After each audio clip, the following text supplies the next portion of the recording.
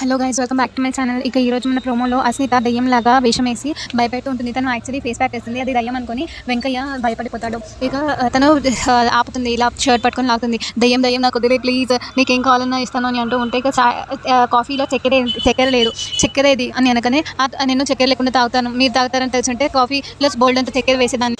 అయితే ఇప్పుడు నాకు షుగర్ ఎక్కువ కావాలని తెలుసు కదా, నా కాఫీ పట్రా విత్ షుగర్ అని అనగానే కాఫీకి పాలు లేవండి అని అంటూ ఉంటే సరే పండ్లు ఉన్నాయి కదా జ్యూస్ చేసి పట్టుకుని రా అని అనగానే అలాగే దయ్యం కాదండి అని అంటూ అక్కడ నుంచి వెళ్ళిపోతాడు వెంకయ్య.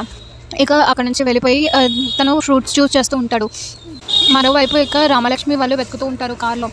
అలాగే వెంకయ్య ఫ్రూట్స్ జ్యూస్ చేస్తూ ఉండగా తన అంతరాత్మ వచ్చి ఏంటి ఆ దయ్యం దగ్గర ఫ్రూట్స్ చేసుకున్నామన్నదని చెప్పి ఫ్రూట్స్ చేసుకుంటున్నావు, రేపటి రోజు తను ఆ జ్యూస్ అయిపోయిన తర్వాత నీ రక్తం తాగుతానని చెప్తుంది. ఈ రోషం ఇక్కడ పౌరుషం ఇక్కడ అని అనగానే పద్మ లాంటి అమ్మాయిని పెళ్లి చేసుకొని ఇక్కడ ఇంటి అల్లుడయ్యాను, అలాంటిది నాకు రోషం లేదా పౌరుషం లేదు, ఇప్పుడే చెప్తాను నేను ఆ దయ్యానికి అని అంటూ ఆలోచిస్తూ ఉంటాడు. దయ్యానికి చాలా నచ్చనిది చీపిరి చెప్పు అని అంటూ అవన్నీ తీసుకుని వస్తూ ఉంటాడు. అంతలో అక్కడ నుంచి ఆ దయ్యం వెళ్ళిపోతుంది. ఆ దయ్యం బదులు పద్మ వచ్చి కూర్చుంటుంది.